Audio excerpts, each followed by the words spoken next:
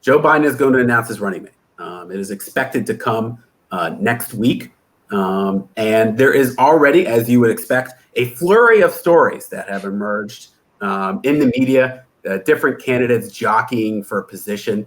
I think it's fair to say, Francesca and Adam, at this point, the favorites are seen in no particular order as Kamala Harris, Susan Rice, Karen Bass, and who am I forgetting? Is there... it's tough to, not to avoid getting into like a VP power rankings discussion here, but I think you'd also have to throw, Val Demings in that mix, Tammy Duckworth, and Elizabeth Warren as well. What's that? I don't think she's out of it. Yeah, Warren. Oh yeah, I think there certainly seems to have been a lot of momentum in recent weeks towards not only picking a woman but a woman of color. But Elizabeth Warren still does seem to be somewhat of an exception to that, at least being in the mix, based on what we're hearing from Democrats right now.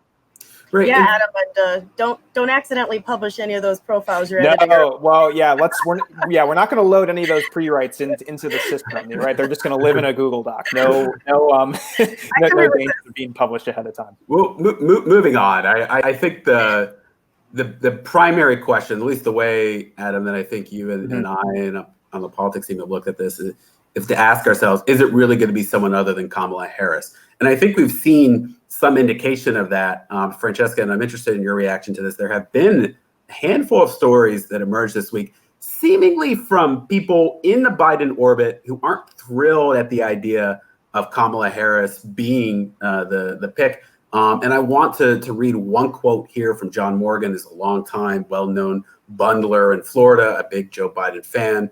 And he said on the record in a CNBC story published this week, she would be running for the president the day of the inauguration. For me, loyalty and friendship should mean something.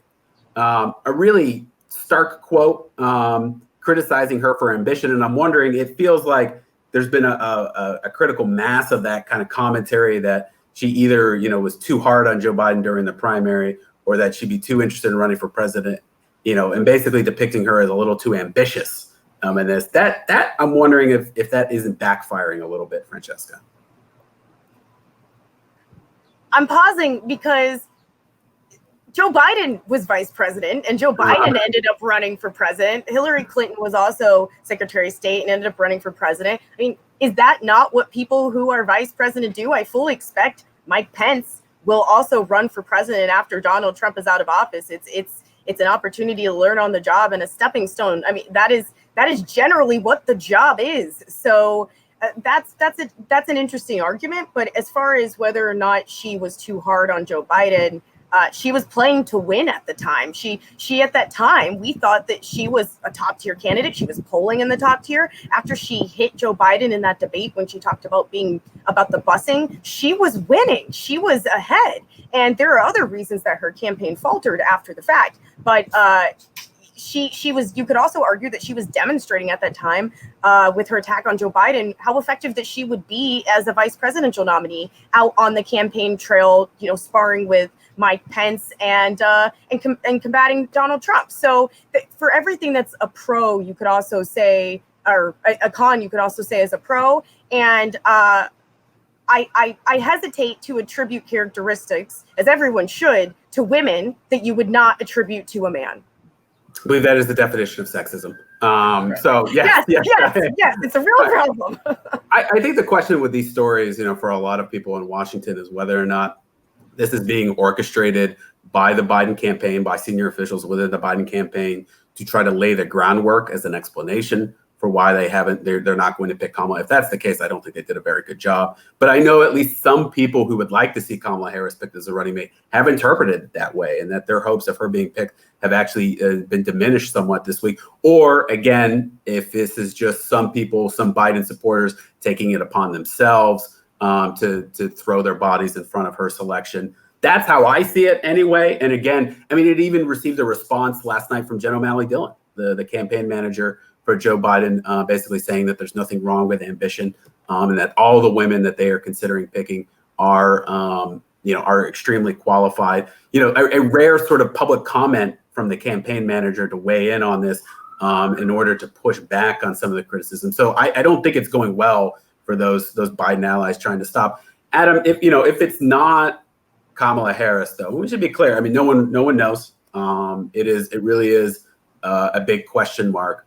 Who do we think it would be? Karen Bass at that point? Do we think it would be Elizabeth Warren? Right. Yeah. I think, to your point, I think most, Democrats and most just political observers in general would still consider Kamala Harris to be the odds-on favorite, though, by no means some overwhelming front runner. But I think it is kind of a question then of who is kind of that number two choice, right? I don't necessarily see any of the other candidates that we talked about having a huge leg up over the other one. Congresswomen like, Karen Bass and Vel Demings have really only entered the national spotlight in the past few months during this VP discussion. So I think, that could be a pro that, somewhat of a fresher face nationally, even if they have been involved in politics for quite some time, kind of that being that their record hasn't been as thoroughly vetted as someone like Kamala Harris, who has obviously been through the ringer as a presidential candidate. Tammy Duckworth, Elizabeth Warren in the mix. It seems like it's been Susan Rice's moment in the sun the past week or so, where she had, there were quite a few stories written about her potentially rising up the VP list, someone who obviously worked very closely with Joe Biden in the Obama administration, but I think would bring a lot of baggage, certainly on the foreign policy side, that would draw a lot of criticism from Republicans in particular. So, it's, again, anything could happen. Campaigns, are always very tight-lipped about this kind of thing. They want it to be a surprise and suspenseful until the end, which is why I think that, they're still, even at this late stage, relatively speaking, that we're expecting to pick next week, that they're, I wouldn't be surprised by any one of those half a dozen women that we mentioned if they were ultimately selected. Yeah, I mean, and looking at Kamala Harris's strengths and weaknesses, I think it's really of a question of whether or not she really is able to, whether selecting her is able to broadly satisfy all parts of the Democratic coalition and some independent voters, or if because she's kind of in between, that she satisfies no one. I mean, just as an example, her own political ideology, is she liberal enough relative to Joe Biden that some elements of the left say, okay, we're more on board and more excited about this candidacy, while at the same time people in the middle aren't, sort of repelled by the selection in the way that they might be with someone like Elizabeth Warren? Or does Kamala not satisfy anyone on the left? And meanwhile, people in the center who like Joe Biden because I think he's more moderate say, but he's, look who he's picking as VP. He's picking this California liberal. I think that's the equation, and you can kind of make arguments for both sides, on not just on her ideology, but through a range of different subjects. But I mean, Francesca, at this point, would you be surprised if it's someone other than Kamala Harris?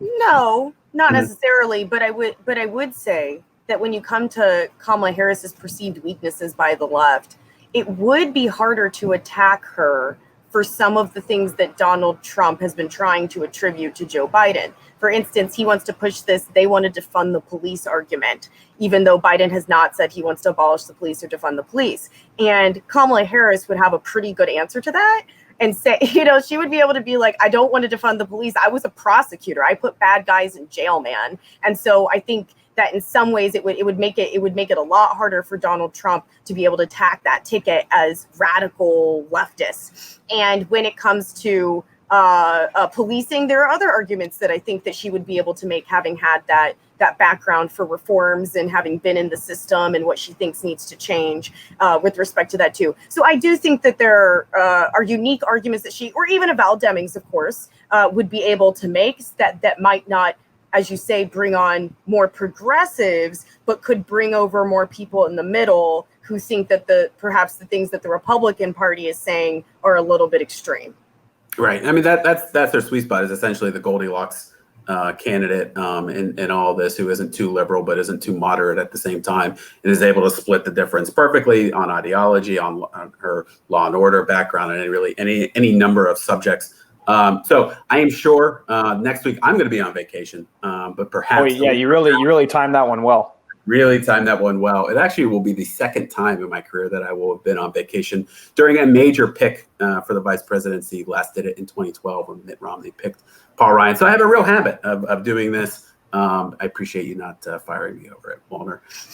Well, we'll see. We'll see. We'll discuss when I return.